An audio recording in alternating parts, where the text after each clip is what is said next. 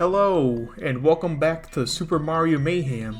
In the last video, we played a very lackluster port of Donkey Kong, and today we return to the Game & Watch with Donkey Kong Jr. Now this video is going to be a little special because there are actually two very distinct units named Donkey Kong Jr. within the Game & Watch series. The first one that we're going to be playing is this one, which is a part of the new widescreen series of Game & Watch, which is the most prominent version of these Game & Watch units.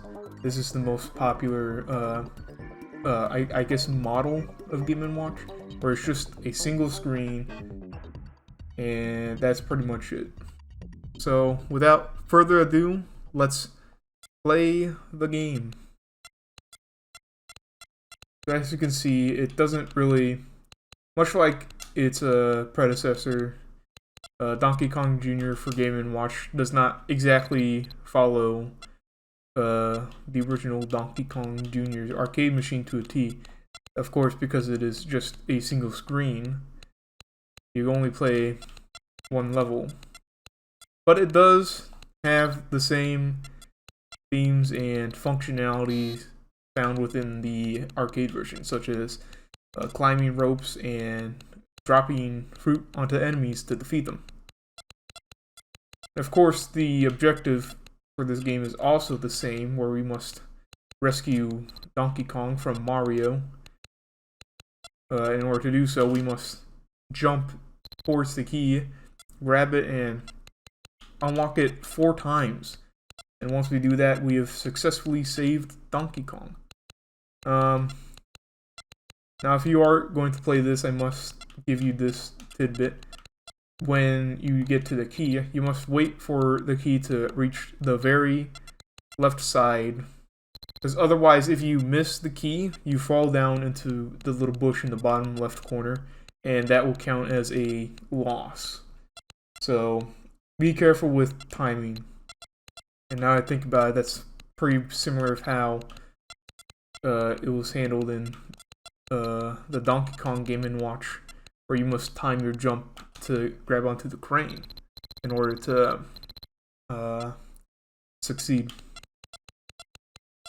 There isn't much else I can say about this. I believe I have played this rendition of Donkey Kong Jr. I believe it is one of the games that is in one of the Game & Watch Gallery games for the Game Boys. Yeah, it's pretty simple. Has a lot more going on than in Donkey Kong for Game & Watch.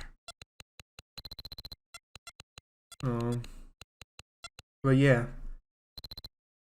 other than that, it's a Game & Watch game. Very simple, but you know, it's fine. I am pretty much just playing until I get a game over. Which again, depending on how I'm feeling today, could take like 2 minutes or 15 minutes. Because these games are extremely simple, so they're not too hard to master. Most of the time, it's just getting caught off guard by stuff that I wasn't expecting to get hit by. Nice. You know what? I was gonna say, just so we can end off this game, I was going to purposely jump and miss the key, but I guess that Snapjaw decided to surprise me just a little earlier than I expected. So that is the new widescreen version of Game & Watch Donkey Kong Jr. I will pause the recording and I'll jump over to the other version of Donkey Kong Jr., which is the Panorama version. So I'll cut there and we'll continue from there on. And here we are with the Panorama screen version of Donkey Kong Jr., the Game & Watch unit. For reasons that you might explain, it's like, why am I playing two versions, is because these two units are pretty much different games. Well, first thing you could probably notice that this is a color display rather than the monochromed animation cell style of the original Game & Watch unit, and the fact that this is more of like a tabletop format, not really portable in any sense or form. But I'm not sure. I haven't seen one of these units in the flesh. But yeah, let me zoom in so you can get a better view of the screen, and let's get started with Game & Watch Donkey Kong Jr. for the Panorama.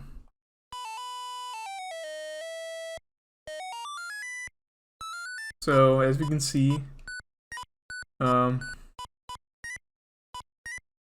goal is pretty much the same as before, where we must save Donkey Kong, who has been kidnapped by Mario. But the way we get to the key is quite different. If you catched what I did at the beginning, you must catch a key that shows up in the bottom left corner, so we can grab it. And then we must make our way to the right side of the screen, where you must navigate to Donkey Kong using these umbrellas and balloons. But one issue with these is that you must be directly on top of it. And another issue, as you can see there, you must be exact with your key placement. If you miss the keyhole, you drop the key and you must go back to pick it up. I don't know how my explanation of that played out. It may look big on your screen, but on my screen, I can barely see the screen. It takes up not enough space on my screen. But yeah, I have played this before, but I don't think this version was a part of any Game & Watch gallery, unless I am mistaken. I don't know what is completely included in all the Game & Watch galleries. I only played like the second one. But yeah, this is just another version, another adaptation of Donkey Kong Jr. for Game & Watch. Hopefully, if I'm careful enough, I could actually get all the key. You also need, in this version, you also need to unlock Donkey Kong's chains 4 times, and I did not mean to hit right there. But let's give that another shot. Hopefully, I can be a little bit more careful. But yeah.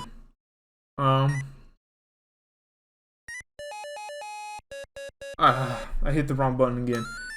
That coconut up there, I've been trying to knock it down, but I've been hitting the wrong button. I've been hitting right instead of up to knock it down. We'll just wait for an umbrella like that.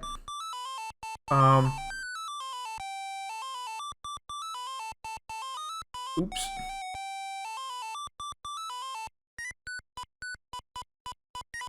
Alright.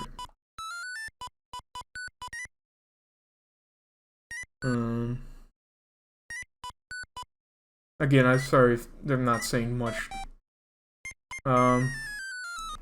If you were to ask me which of the two versions I prefer,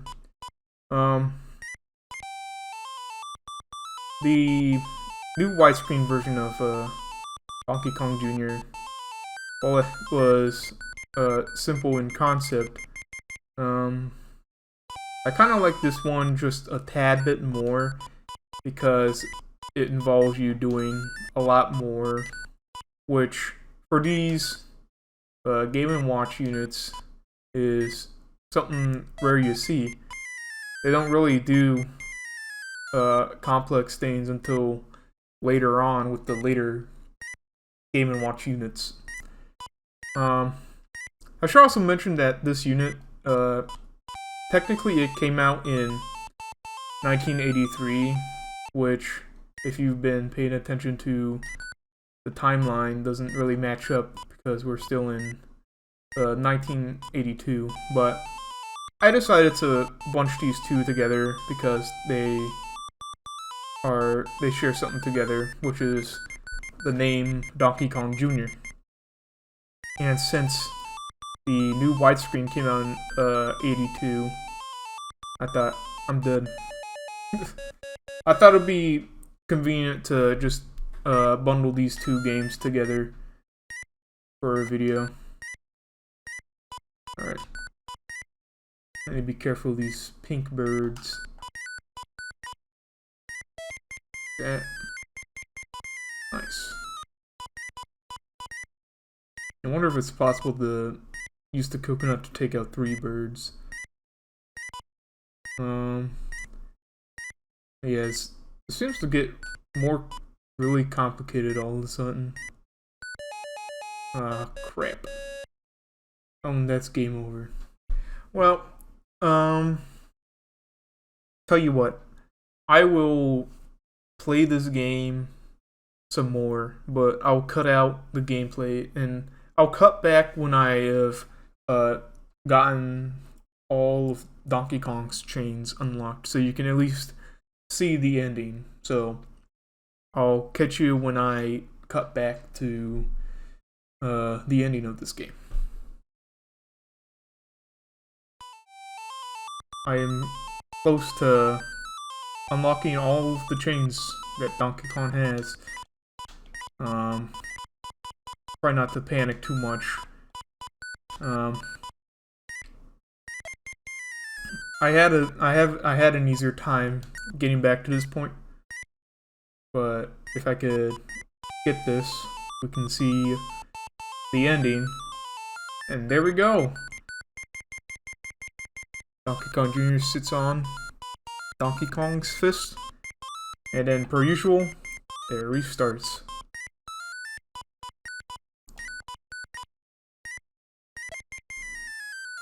So that's pretty much all there is to this version of Donkey Kong Jr. Game & Watch.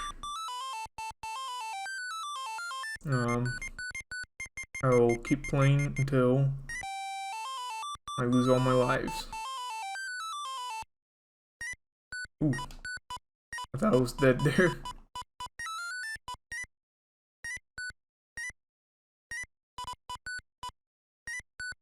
Alright. I'll be a little bit more hasty so I have a higher chance of losing all my lives.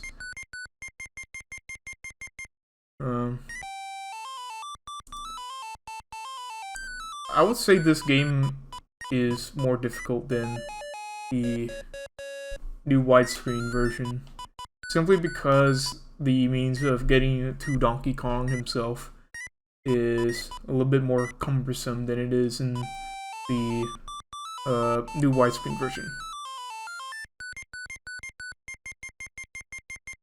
Hold on, maybe if I... Nope. Got too hasty and misinputted. But yeah, that's the Panorama screen version of Donkey Kong Jr. for Game & Watch.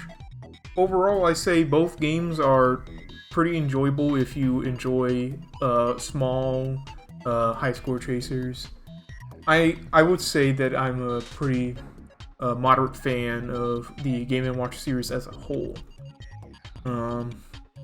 But yeah, that's it for both versions of Donkey Kong Jr. Game & Watch. Catch me next time and we will play yet another Game & Watch game.